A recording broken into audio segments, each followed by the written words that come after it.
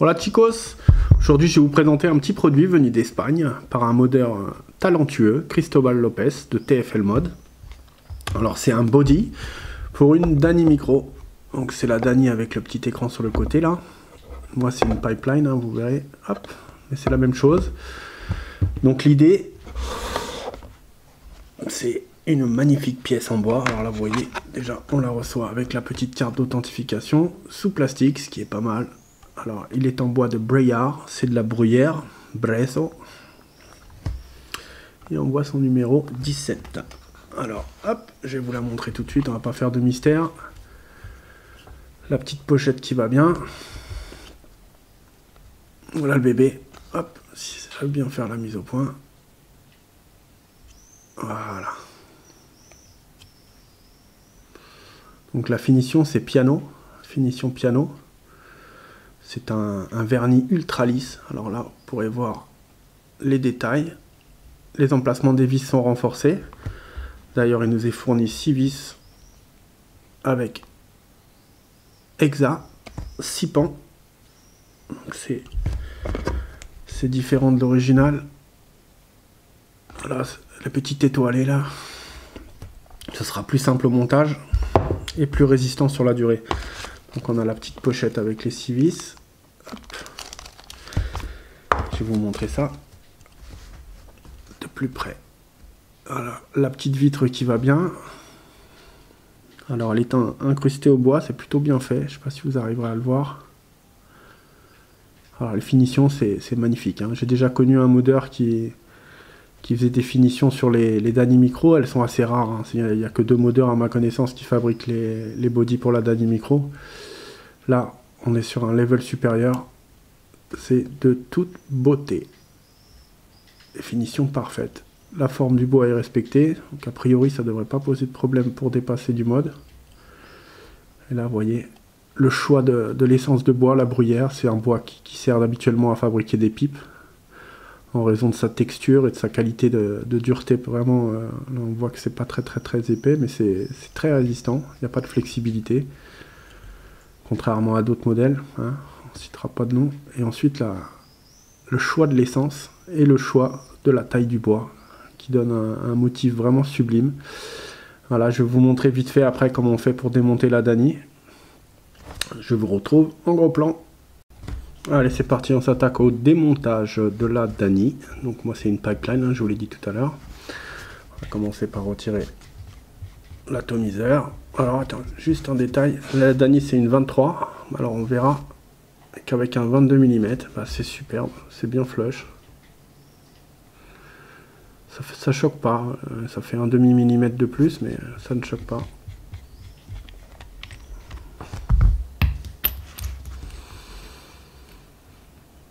Voilà, hop, on va retirer son accu.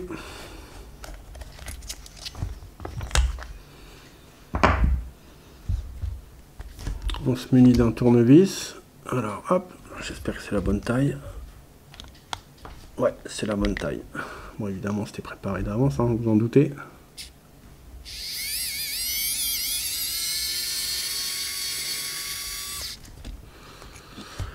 On met les vis de côté pour pas les perdre.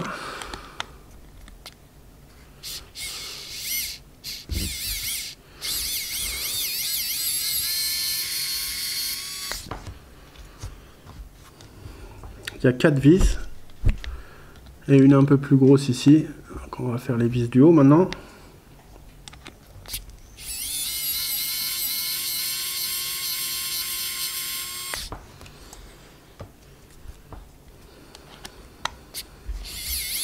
Vous ferez gaffe quand vous allez désassembler à pas perdre les petits boutons qui risquent de tomber quand vous allez tirer le chipset. Et on va y aller tout doucement pour tirer le chipset. Hop, on change d'outil.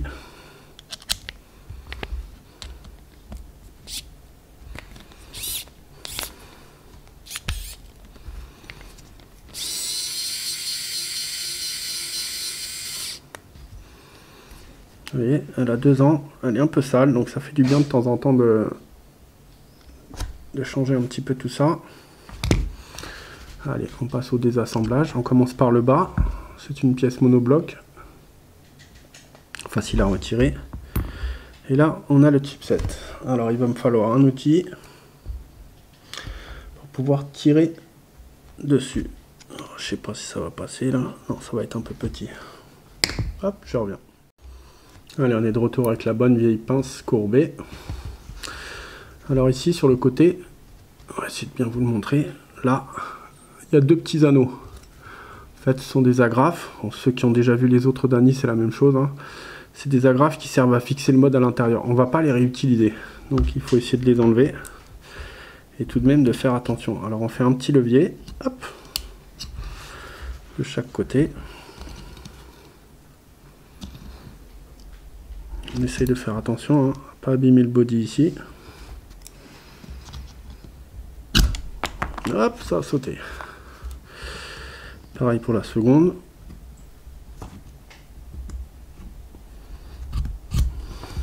Voilà, ça se présente comme ça les agrafes. C'est les Allemands, excès de sécurité.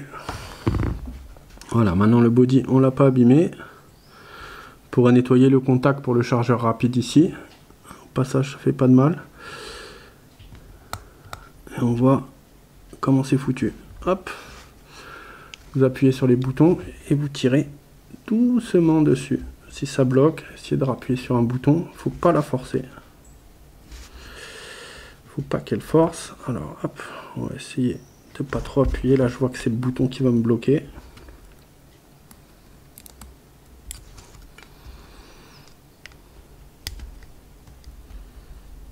Non, ça bloque, c'est pas bon.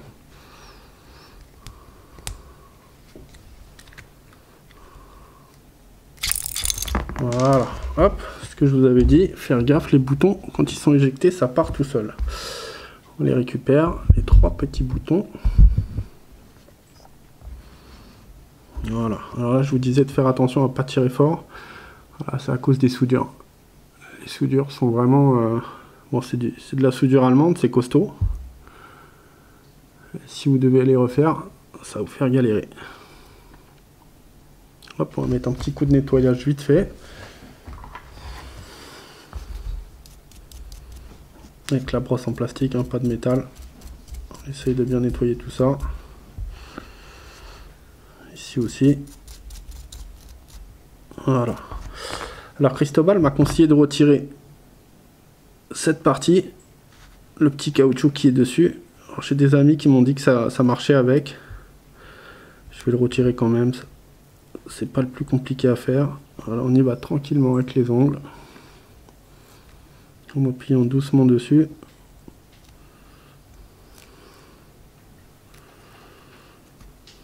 J'essaye de ne pas l'abîmer. Pour pouvoir au cas où le replacer. Voilà, on est bon. Alors on va mettre un petit coup de nettoyage sur mon écran qui en a besoin. Hop. Voilà, ça y est, j'ai mis un petit coup de nettoyage sur mon écran, il est tout propre. Alors petite astuce vite fait, avec du produit à vitre, un petit chiffon, et vous y allez tout doucement. Le produit à vitre c'est un dégraissant, c'est ce qu'il faut, c'est impeccable. On n'en met pas beaucoup, hein, juste une goutte ça suffit. Et là l'écran est nickel. Allez, je le repose, j'évite de tripoter l'électronique avec mes doigts. Alors avant le remontage, un truc qui peut être pas mal, les boutons, les petits et les gros, ils se salissent assez facilement.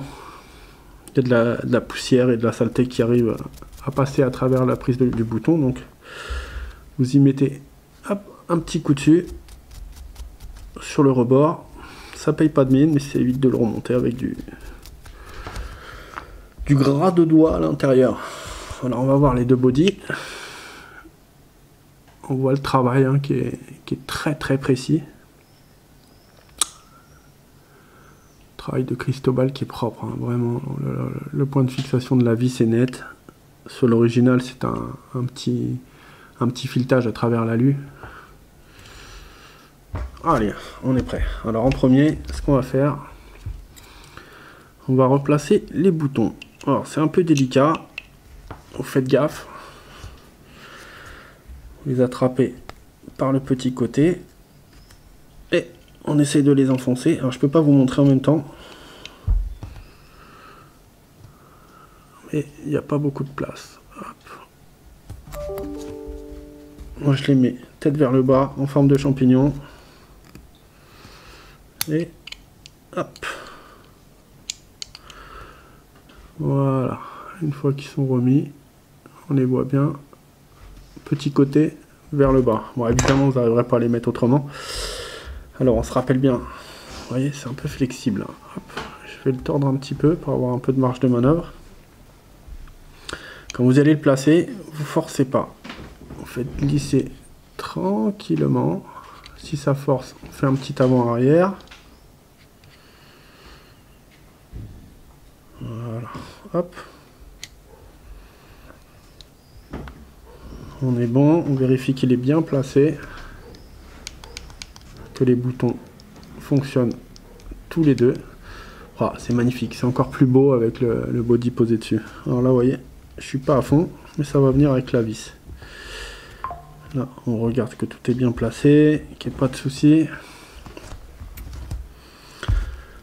Petit coup de nettoyage sur la partie du bas aussi. On évite de mettre des poussières, ce serait embêtant pour le vissage.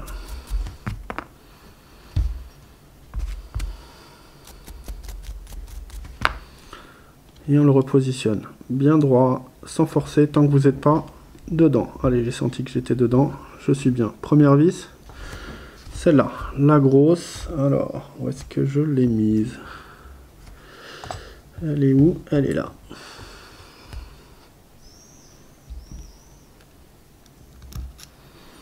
On la place bien.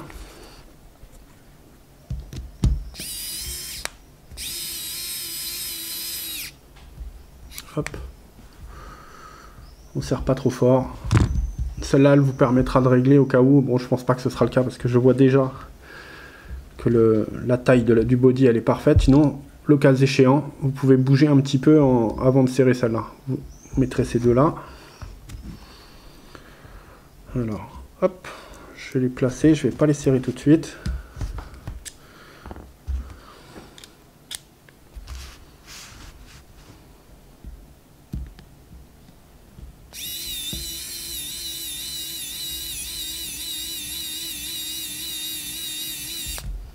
Hop, une.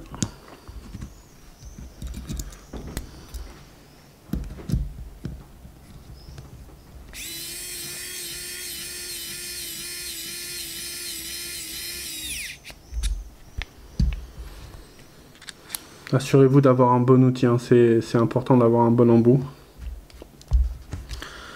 C'est le genre de truc qui peut foirer. Et là, si vous foirez une vis comme ça, vous allez le regretter longtemps. Allez, impeccable. Bon, heureusement, vous me direz, Cristobal a prévu une vis de plus pour les bourrins. On vise pas fort au début, hein. Hop, on s'assure que c'est bien rentré dedans.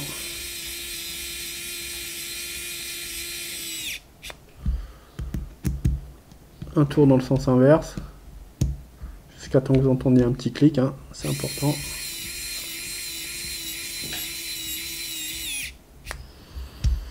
Voilà, j'ai mis un petit coup de vis partout. Je vais regarder que mon body est correctement aligné. Sinon, je peux le bouger un petit peu à la main. C'est parfait. Là, la finition, elle est parfaite. Je vois rien qui dépasse. Au toucher, c'est parfait. Je me dis, c'est pas le cas de tous les modeurs, ça. Hein.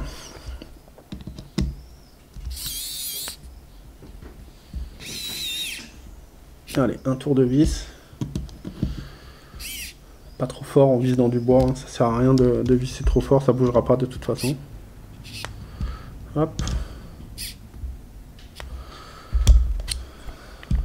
Et en dernier.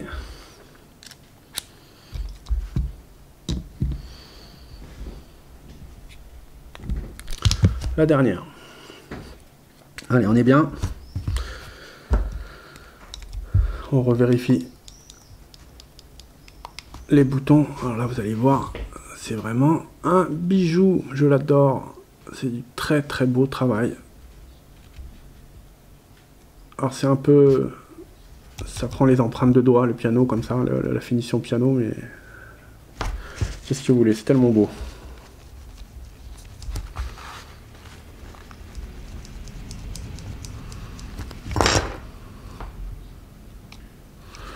Allez hop, on a le cul.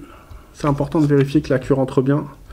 Sinon, comme je vous disais tout à l'heure, vous pouvez dévisser celle-là, bouger un petit peu et le remettre. Là, il rentre parfaitement. Je n'ai aucun problème à le revisser. Hop. Wonderful. Allez, on va récupérer l'atomiseur.